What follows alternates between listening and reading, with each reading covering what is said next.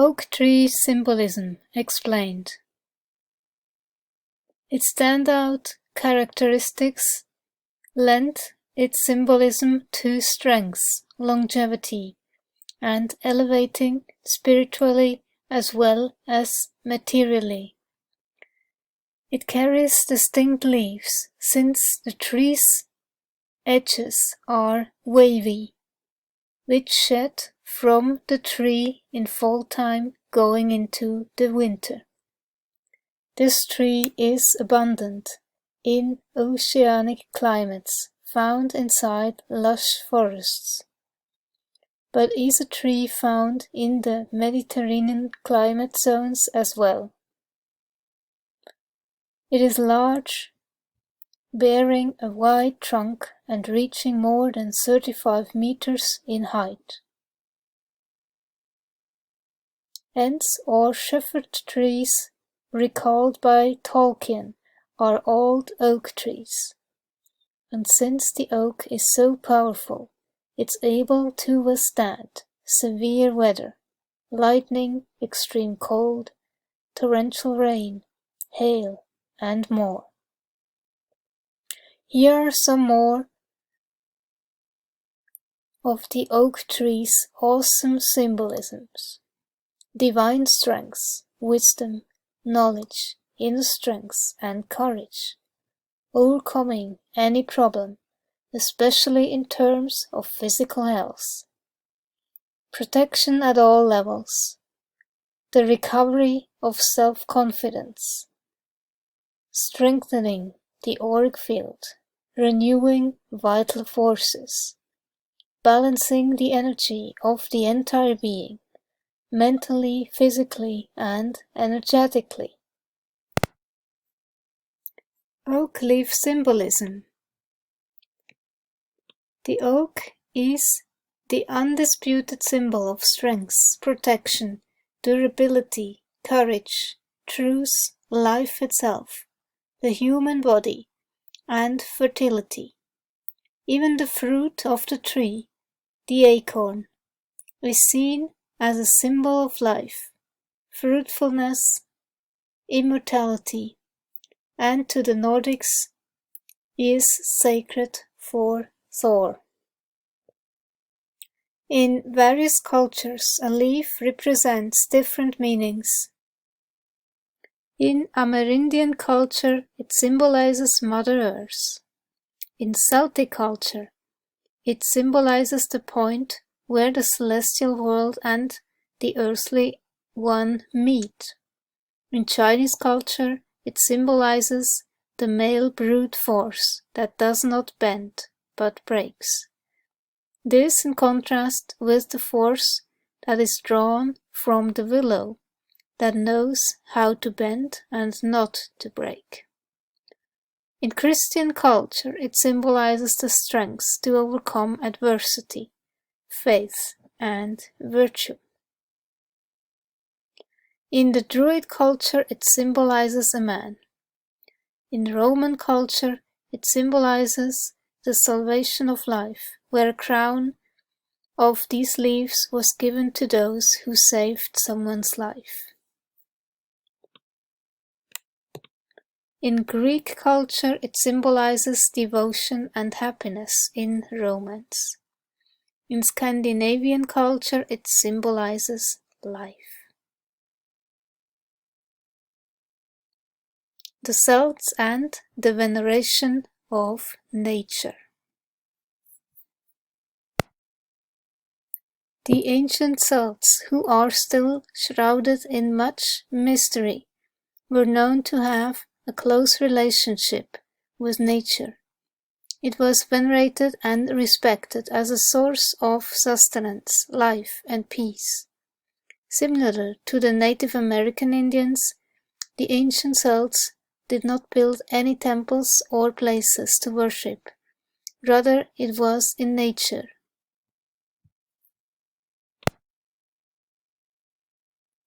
The oak, the Celtic tree of life. The oak tree is majestic in its sight and presence, but the tree also has profound meaning. The fruits of the oak can feed men and animals alike. Its size allows for it to take up a lot of space in the forest. Its long life painting a source of wisdom. The oak's leaves can be used for a cure in a wide range of diseases and disorders. For these reasons and more, the Celtic tree of life is almost always represented by large oaks with long and complicated leaves. For them, the trunk of the oak represented our physical world. The roots, on the other hand, symbolizes the connection to the lower worlds. Lastly, the tree's branches, extending upwards, were the connection to the heavens. The Celtic tree of life is a metaphor explaining the journey of every person's life. The roots represent the wildest parts of oneself, the shadows, which through growth and maturity can be modified.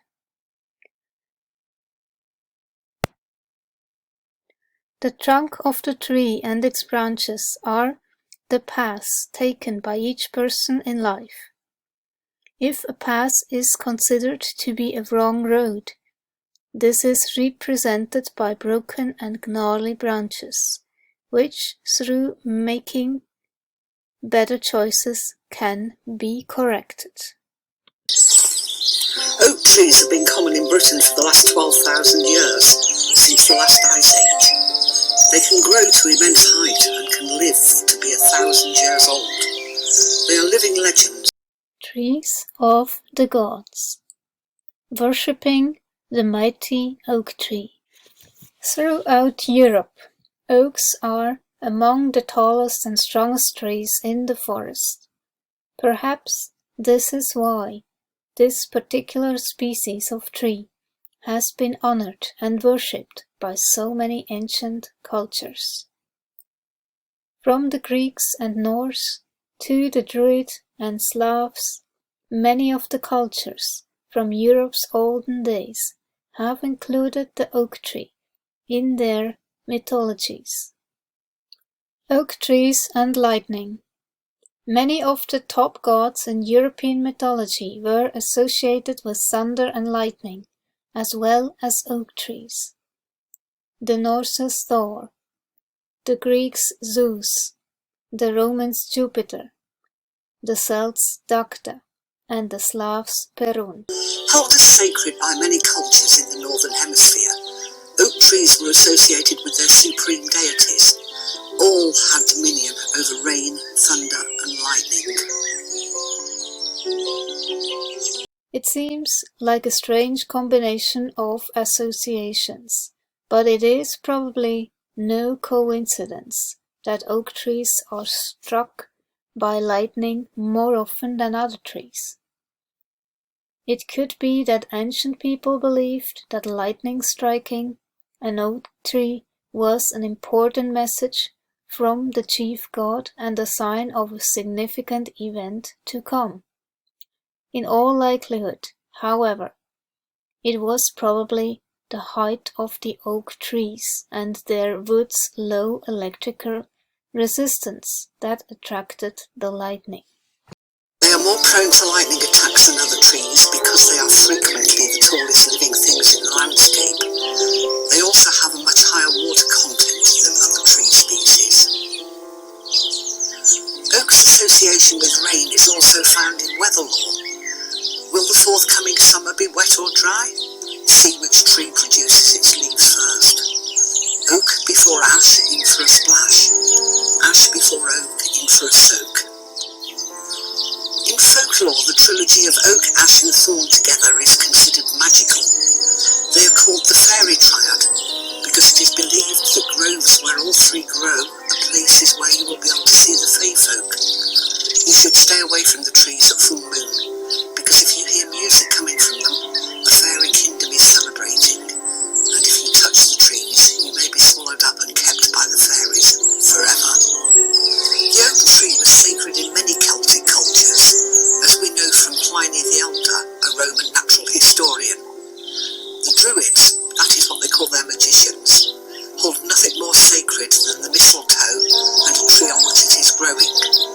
providing it is a hard timbered oak.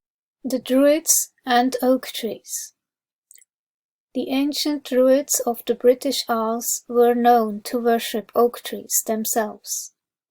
They held their sacred rituals in groves of oak trees and ate the acorns that fell from the trees, hoping to see into the future. The Druids also revered mistletoe, a parasitic plant that could be found growing in oak trees, particularly ones that had been struck by lightning. While we know now that the lightning simply opened a spot in the oak tree's bark that allowed the parasitic mistletoe to grow, the ancient Druids looked at the presence of mistletoe as a divine gift from the gods. These also feature in the story of Blodeuwedd in Welsh mythology. She is created from the flowers of broom, meadowsweet and oak by the magicians Math and Gwydion as a wife of the Llwch Lord Giffis, as he was cursed so that he could never have a human wife. However, Blodeuwedd has an affair with Gronw Pebia, and they conspire to murder Llw. Llw escapes by turning into an eagle and flying into a magical oak tree. Oak trees have many uses. Acorns can be used as animal feed, but they can also be roasted, turned into coffee or ground into flour.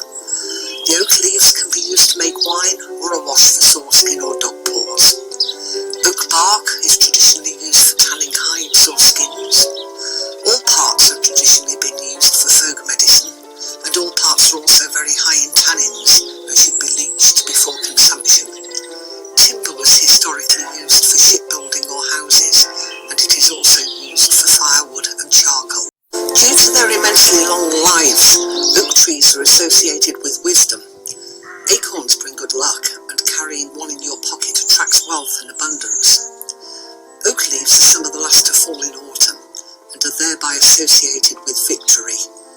Roman generals were presented with wreaths made of oak leaves after important battles, and a full-size bronze oak leaf cluster was issued in World War I as a victory medal. Oak trees are believed to guard the forest beasts and were said to hide foxes from hunters. Washing your dog paws in oak tree rain pools heals sore pads and makes fur grow back. Many parishes used to contain what was known as the Gospel Oak, a prominent oak tree where the Gospel was read at beating of the bound ceremonies at Rogantide. The wisdom of the oaks. Oak trees live for a long time. The ancients connected this longevity to wisdom and sought the advice of oak trees when making important decisions. This is one of the reasons why the Druids held their gatherings in oak groves. It is also why the ancient Slavs settled disputes before an old oak tree. They hoped that the wisdom from the tree would help them resolve the dispute fairly and without bloodshed, sort of like a slightly less sparky Judge Judy. This practice wasn't exclusive to Europe either. Native American chiefs often held important meetings around a council oak, an old and large oak tree. Every oak tree is an ecosystem in its own right. 350 different species of insects are supported by oak. Huge numbers of creatures seek food and shelter in crevices of the bark, in the canopy of fresh leaves, hollow trunks of old trees, leaf litter, and branches of dead and rotting wood on the forest floor. Oak apples and other galls grow around the eggs of insects laid in the buds.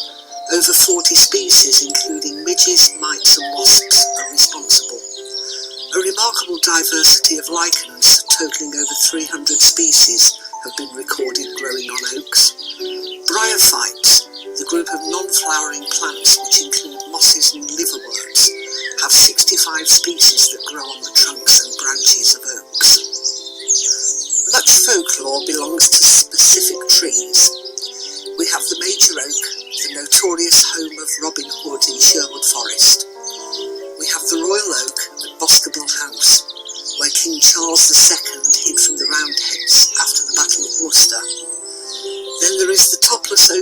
Bradgate Park, pollarded as a sign of mourning for Lady Jane Grey, who was beheaded in 1554. And finally the Skog and Magog, named after the last male and female giants to roam Britain, and purportedly the remnants of a processional oak tree route up to the nearby Glastonbury Tor.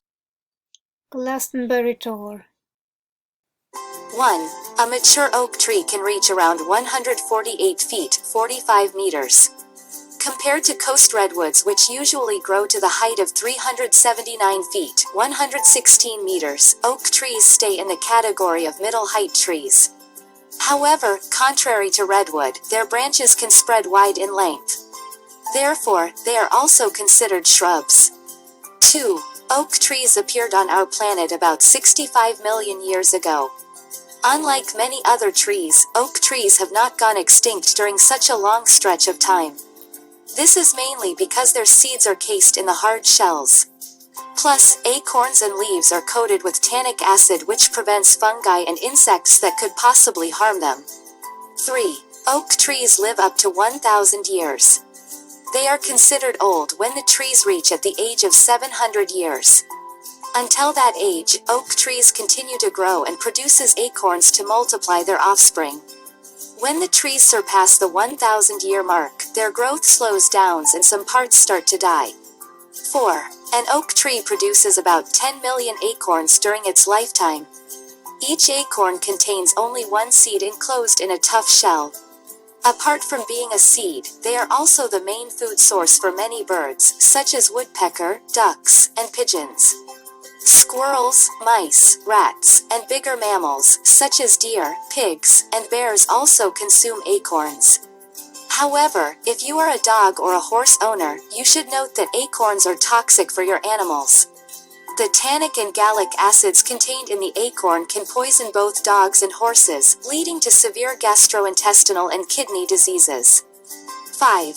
There are over 600 species of oak trees. The most population of the oak trees can be met in North America, especially in Mexico, where about 160 species grow and 109 of those are endemic. The United States also has over 90 species. If we travel to the overseas to China, we can find there over 100 species as well. My favorite among them is the northern red oak, Quercus rubra. Its leaves have a unique red color. Red oak is also the state tree of New Jersey. 6. The largest living oak tree is located in Mandeville, Louisiana. Apart from being the largest, it also one of the oldest known living oak trees with an estimated age of 1,500 years. The owner of the tree, Carol Hendra Doby, named the live oak Seven Sisters Oak because she was one of the seven sisters. Moreover, the oak has 7 sets of branches that grew out of its central trunk. 7. Wine is aged in oak barrels. You may have already seen one of those big old wooden wine barrels. Those are made of hand-selected oaks, usually American and French oaks. The aging of wine in the oak barrels was the historic practice of famous winemakers. It is still practiced in our days. Before the wine is bottled, it is kept in the barrels for a long time. The oak adds a unique taste, and the aromas of vanilla, coconut, and smoke to the wine. 8. If you like truffles, then thank the oaks. Truffles have a close relationship with roots of oak trees. Did you know that it is almost impossible to grow truffles in the farms? Truffles grow naturally. Their development process is tied up with mystery and uncertainty. Therefore, truffle prices are a lot higher than any other fungi. Truffle farmers do not plant truffle, instead, they plant oak trees, hoping to create favorable conditions that might invite the growth of truffles. 9. Oak tree population is decreasing. That is indeed unfortunate news. Farmers in Mexico and Central America are clearing out the oak trees in order to open up grazing land for their cattle or for their coffee plantations. And they use chopped down oaks as construction material, and the rest is processed to manufacture the coal. Currently, about 78 species of oaks are considered to be in danger of extinction. 10. Only 1 in 10,000 acorns grow up to be an oak tree. Usually, oak trees start to produce acorns when they reach 50 years of age. In their maturity, they can produce over 10,000 acorns, most of which are digested by animals and fertilized into the ground. According to estimates, only 1 in 1,000 survives to be an oak tree. In other words, a full-grown oak tree gives birth to 1 oak a year. 11. Vikings used oaks to construct their ships and boats. Oak woods are dense and strong, which made them favorable in many construction projects during ancient times. Vikings handcrafted their ships using local oaks. They used pine trees as well. British Royal Navy ships were also constructed from oaks until mid-19th century. Nowadays, oaks are still the choice of carpenters when they create furniture and veneers. 12. Some cultures worshipped oak trees.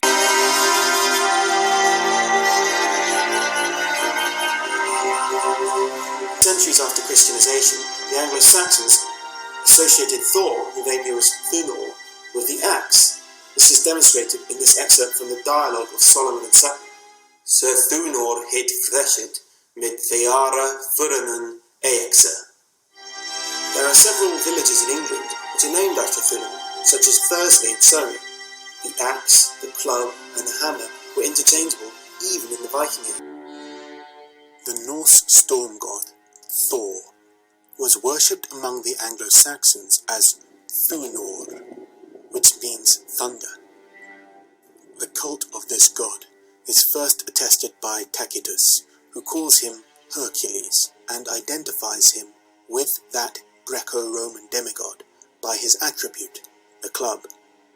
The Norse Thor also carried a bludgeoning weapon, but it wasn't a club, it was a short-handled hammer. However, it appears this hammer was originally a stone axe of the sort used in the Neolithic and Bronze Age. This one was buried with a tribal leader in Bush Barrow by Stonehenge over 4,000 years ago. Tacitus says that a forest in Germany was dedicated to Thunor, and we might assume this was an oak forest, because according to the 8th century Vita Bonifati Octore Willibaldi, the Anglo-Saxon Christian missionary Saint Boniface cut down an oak which the Germans considered sacred to that god they called Donar, which is cognate with the Old English Thunor and Old Saxon Thunair. Indeed, both oak trees and bludgeoning weapons are repeatedly found to be associated with the storm gods of various Indo-European religions. The Vedic Indra wields a Vajra. Roman Jupiter wields thunderbolts, as does the Greek Zeus, who is associated with oak trees. The Slavic storm god Perun wields an axe and is associated with oaks. Baltic Perkunas also has an axe and is associated with sacred oak trees. All of these gods, and some of their names, derive from the Proto-Indo-European dragon-slaying storm god Perkunos.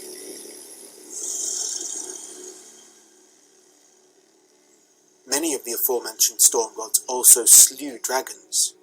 In Norse myth, it is foretold that Thor will kill the world serpent at the end of the world, Ragnarok.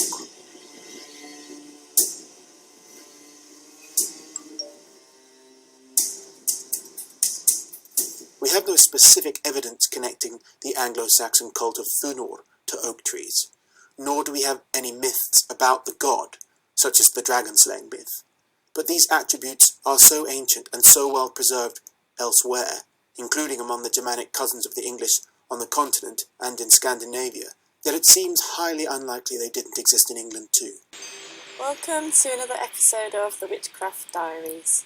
My name's Laura Dallaghan, and what I'm going to be talking about in today's show is all about the Ogham tree calendar, or the Ogham, or the Oyam, or however you like to pronounce it, which is a calendar of trees, 13 trees to be precise, that go throughout the year. And the tree of this month is one of the king trees, the oak tree. The Ogham tree month of the oak is from June the 10th to July the 7th. So if you're born in this time, then the oak is your birth tree. The oak is, as I mentioned, one of the king trees, and there's plenty of reasons for that, which I'll go into. But one reason is because it rules over the midsummer solstice, and that's the time when the sun is at its power, and when nature is at full throttle. It's a tree of strength. It is a tree which you sit by to feel strong, to feel empowered. Out of all the trees, it's one of the ones that if you ask anybody in the street, name a tree, they probably mention oak first. And in fact, I did read that if oaks weren't held back, then they could actually colonise the whole forest land. Other trees wouldn't be so popular at the moment. So oak trees are very important, they're very strong, and they're very long-lived. They're one of the most long-lived trees, actually. Now, oaks have been sacred for thousands of years.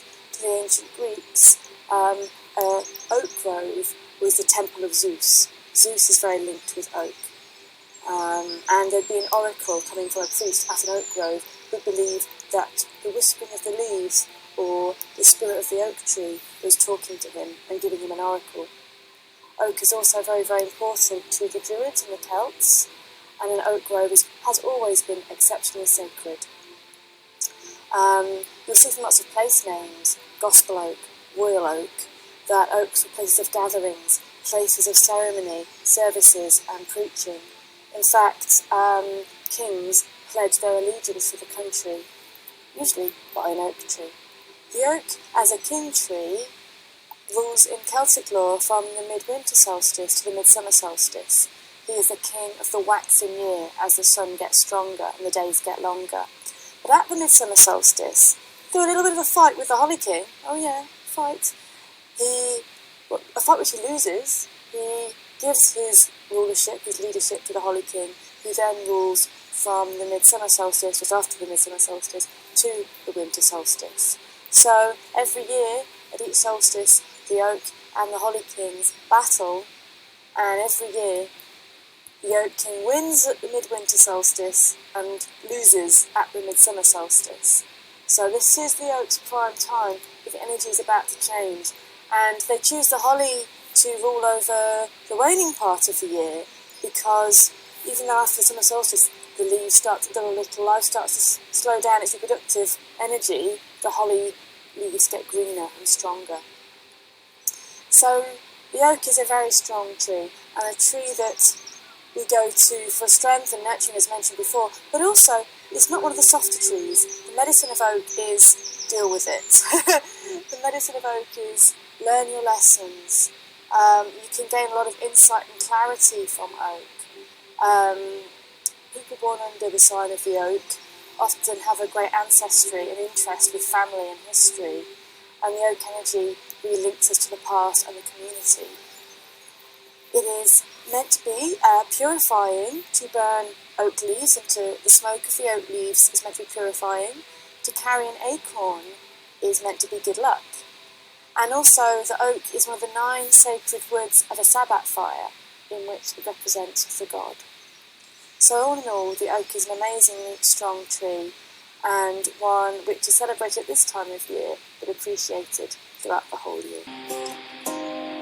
For a traditional people, though it is not fair in any way to refer to them as primitive, their gold work and ironwork was unparalleled in Europe.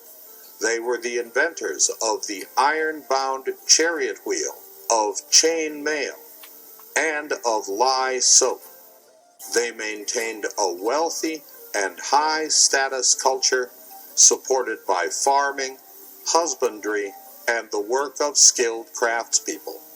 Celtic society was divided into 3 large classes of people.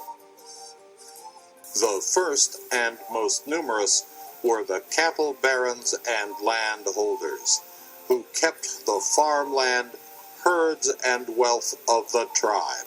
Second, of course, were the professional warriors, young men and experienced veterans who made it their business to defend the tribe and to bring glory to its name. The third class or category of Celtic people was called the Druids. Caesar described the Druids as men and women of great learning, who studied for as much as 20 years, learning poems, genealogies, histories, myth, lore, ritual, and magic to serve their people. The Druids are further described as divided into three categories. First were the bards, singers, poets, and reciters of tales, who remembered genealogies, histories, and entertaining stories. Second were the vates, a word which the Greeks misheard as ovate. Vates were seers, ritualists, tellers of the future, and magicians. Third, at the top of the hierarchy, were the Druids, the most learned of people, who were given the task of judging in courts, of advising kings, and of overseeing rituals of religion and magic.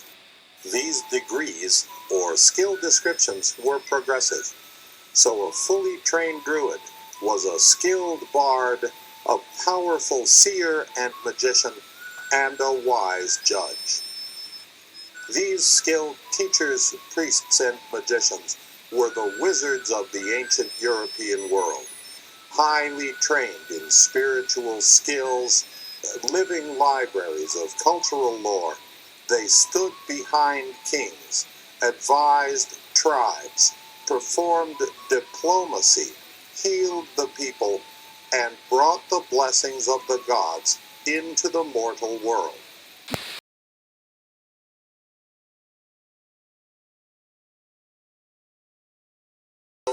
We see the Druid as seer and diviner, and are reminded that women were as often Druids as men. Our third tale involves the familiar figure of Merlin the Enchanter, the chief wizard of the Isle of Britain in the age of the legendary King Arthur. When Merlin was a young lad, the son of a king, a prince of the Scots, he was called Lailoken, and one day he was sent to a great battle upon a plain, and the slaying, and the screams, and the terrible sights he beheld turned his heart and mind upside down. Prince Lailoken fled the field of battle into the forest, and there he went to dwell. Shedding the clothing of men, he dwelled among beasts, gazed at stars, listened to streams, slept in trees.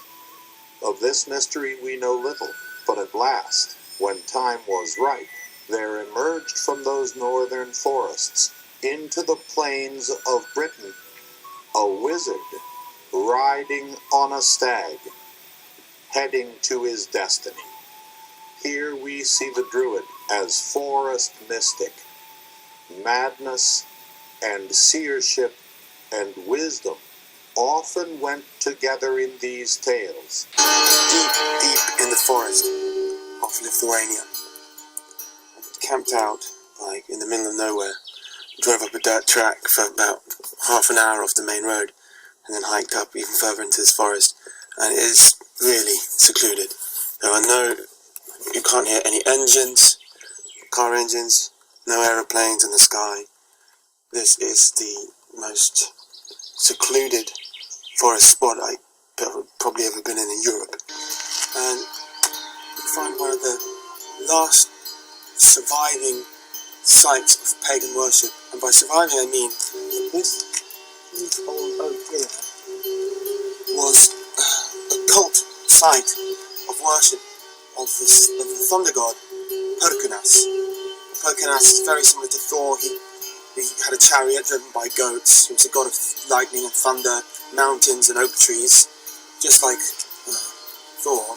But also he's cognate with the Finnish god Perkele. Who knows what kind of sacrifices took place at this same living tree? I mean, as recently as 500 years ago, Lithuanians were pagan. This is sacred to the sun goddess Saula, and is also associated with the cult of Žemininkas, the god of agriculture.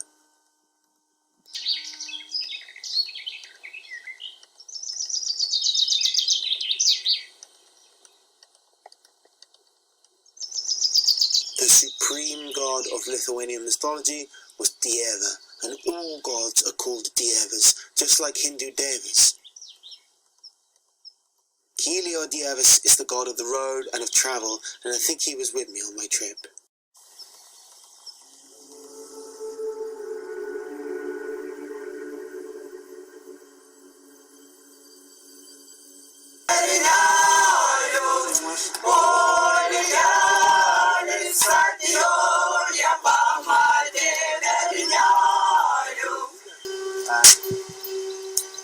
Gathering around this tree in worship of Perkanas.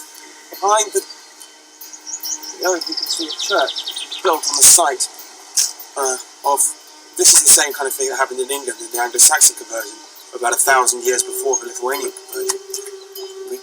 They built a place where sacred trees were worshipped. They built churches, and that's why we can tell usually when there's a very old tree by a church, it's probably the site of cult worship. We make that assumption in Scandinavia and England, but it's not an assumption here in Lithuania, because we know it definitely was and is a religious site, because Lithuanians today, although devoutly Catholic, still have something of a pagan in them, and we've fenced off this area to protect their tree, and they're still looking after it, putting plastic tarpaulin over severed branches to prevent infection.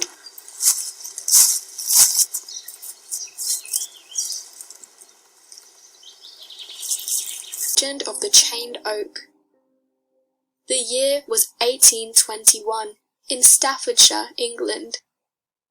The then Earl of Shrewsbury, believed to be either Charles or John Talbot, was riding to his home in the village of Alton one evening. Legend has it that an old beggar woman suddenly stepped out in front of his horse and coach, bringing it to an abrupt stop. The woman asked the Earl for a single coin, which he denied her. Angered at his dismissal of her request, the old woman claimed she would place a terrible curse upon his family, relating to the great oak tree that stood nearby. She professed that for every branch that fell from the tree, a member of the Earl's family would mysteriously die. The Earl, being a reasonable man of high social stature, dismissed the claim and rode on home. Later that evening, a violent storm struck the village. A single bolt of lightning hit the great oak tree, bringing down one of its branches. Things took a sinister turn when, just as the old woman had warned, one of his family members died suddenly and unexpectedly. Now paranoid, the Earl ordered his men to place chains around the tree to prevent any more of the branches from falling. The chains remain there to this day. There are a few variations of the tale, with some believing it may have originated slightly earlier in the 19th century. One version recounts that it wasn't an old woman who stopped the carriage, but an old man instead. Another states that instead of a heavy storm bringing down one of the branches, it was the woman herself, with some sort of supernatural force. In this version, it was the Earl's son who had been riding his horse past the oak, and was killed by the falling branch. The tree itself is still standing, and is now around 1,300 years old, making it one of the oldest in the valley. It's well documented that oak trees were worshipped by people around the time the oak would have been in its infancy, before Christianity took hold in England. Other residents of the Alton area claim that the tree possesses some sort of supernatural power. It's been reported that the tree mysteriously groans and wails in a strange human-like manner, especially when branches fall. Some think that an alternative to the beggar curse story is that the locals became frightened and chained the tree up in an attempt to calm the moaning. In 2007, another branch fell from the tree. Talbot's descendants were hastily contacted by concerned locals, but they confirmed that nobody had died in their family. This of course makes the original story seem more like a myth and less like a true curse, but the truth won't ever be known.